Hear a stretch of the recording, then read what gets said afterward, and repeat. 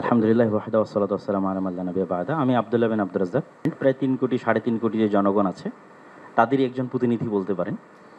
তো এই মোটামুটি সংক্ষিপ্ত পরিচয়। আমার কথা হচ্ছে আজকে যে বিষয়টি নিয়ে এখানে আমরা আলোচনায় বসেছি, এটির যদি আমরা মূলে হাত না দিই, আসল জায়গায় যদি হাত না দিই, তাহলে এটিকে সমাধান করা সম্ভব নয়।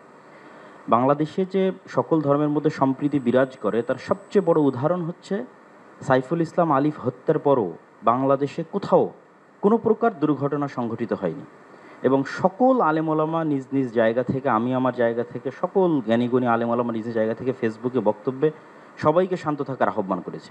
সুতরাং আমাদের দেশে সাম্প্রদায়িক সম্প্রীতি আছে, এ কথা শতভাগ সত্য। তারপরও আমাদেরকে বসতে হচ্ছে কেন? ওই জায়গায় আমাদের হাত দিতে হবে। আমরা আসলে ভূ রাজনৈতিক আন্তর্জাতিক রাজনীতির শিকারে পরিণত হয়েছি। এই জায়গায় যদি আমরা সমাধান করতে চাই, তাহলে আমাদেরকে লক্ষ্য রাখতে হবে বড়। লক্ষ্য বড় রাখলে স্যার আপনার জন্য এটি সমাধান করা সুবিধা হবে। সেই বড় লক্ষ্যটি হচ্ছে প্রকৃত অর্থে আমাদের পার্শ্ববর্তী দেশে সংখ্যালঘুরা নির্যাতিত। পৃথিবীর ইতিহাসে কোথাও এখন পর্যন্ত কোনো ইবাদতখানা এভাবে ভাঙ্গা হয়নি যেভাবে আগামী 6 নভেম্বর শুক্রবারের দিন বাবরি মসজিদ আজ থেকে 50 বছর পূর্বে ভাঙ্গা হয়েছে। পুলিশ হেফাজতে যেভাবে মুসলিমদের হত্যা করা হয়েছে, মুসলিম এমপিকে, রানিং এমপিকে, এভাবে কোথাও হয়নি। এরকম আরও অসংখ্য ঘটনা আছে যেটা আমাদের পার্শ্ববর্তী দেশে প্রকৃত অর্থে সংখ্যালঘুরা নির্যাতিত। আমাদের দায়িত্ব মানুষ হিসেবে এবং তাদের পার্শ্ববর্তী দেশ হিসেবে, এবং 47-এ আমরা যে ওয়াদা দিয়ে এই দেশটাকে স্বাধীন করেছিলাম, সেই ওয়াদা রক্ষার্থে আমাদের দায়িত্ব হচ্ছে আমাদের পার্শ্ববর্তী দেশের সংখ্যালঘু নির্যাতনের প্রতিবাদে আমাদেরকে আওয়াজ ওঠানো।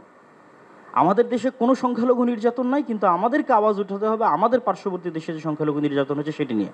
এই জন্য আমি আহ্বান জানাবো আমাদের মাননীয় প্রধান উপদেষ্টার প্রতি যে তিনি যেন এই বিষয়টির প্রতি দৃষ্টি দেন এবং সবাই আপনার সাথে আছে। গতকাল রাজনৈতিক দলগুলোকে দেখেছেন, আজকে ধর্মীয় নেতাদের দেখছেন, সকলেই আপনার সাথে আছে এবং আপনার হাতকে মজবুত করার জন্য দেশে যে জাতিগত ঐক্য তৈরি হয়েছে এটিকে আপনি সাহস হিসেবে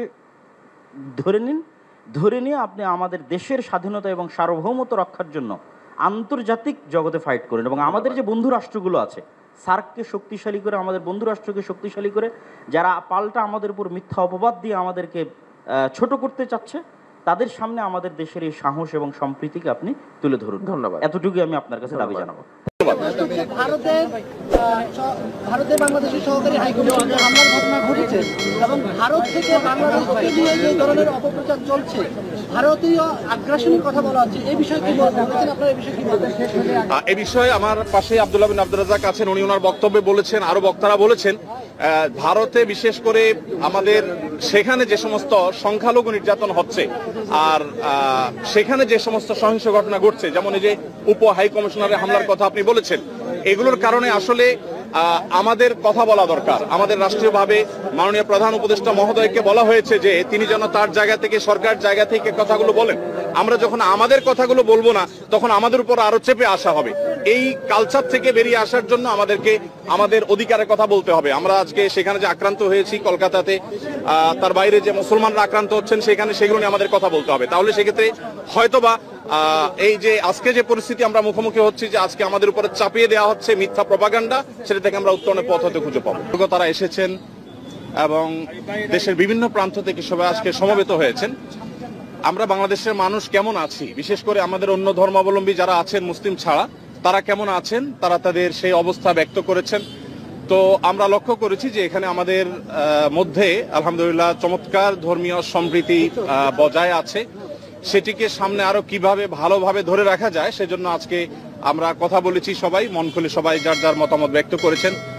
মাননীয় প্রধান উপদেষ্টা মহোদয় তিনি আমাদের কথাগুলো খুব মনোযোগ দিয়ে শুনেছেন এবং তিনি বলেছেন যে একটি সুন্দর সম্প্রীতির বাংলাদেশ, যে বাংলাদেশে কোনো ভয় থাকবে না, সেটি গড়বার জন্য তারা কাজ করছেন।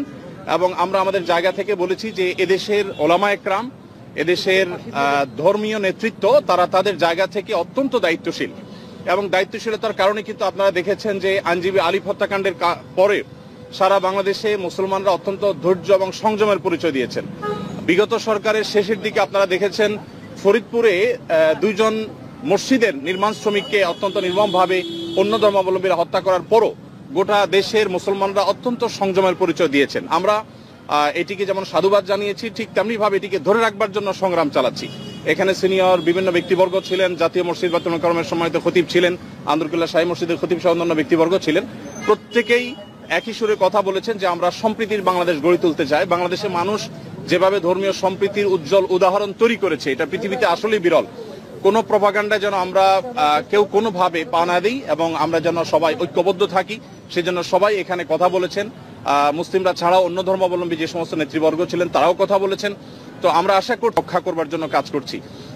আমরা 5 আগস্টে লাইভে এসে প্রত্যেকে যার যার জায়গা থেকে আমরা সবাই কিন্তু মানুষকে সজাগ থাকার, সতর্ক থাকার এবং সংযমী থাকার, ধৈর্যশীল থাকার জন্য আমরা আহ্বান করেছি।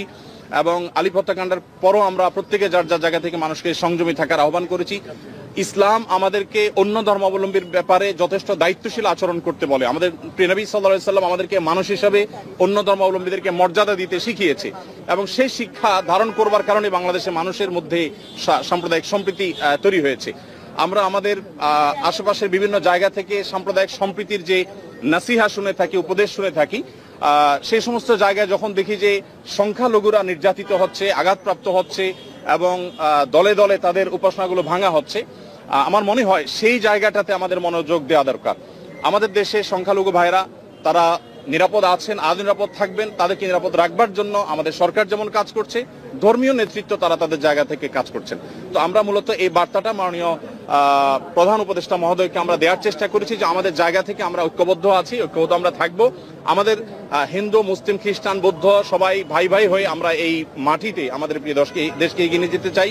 সেই জায়গা থেকে আমাদের মধ্যে কোনো প্রকার ফাটল নেই, আমাদের মধ্যে কোনো বিভেদ নেই। বিভেদ এবং ফাটল যারা দেখাবার চেষ্টা করছে তাদের সে মিথ্যা প্রপাগান্ডা যেন বিশ্ববাসী বিভ্রান্ত না হয়, আমাদের দেশে মানুষ যেন বিভ্রান্ত না হয়, আমরা সে বার্তাটি মূলত আজকে দেওয়ার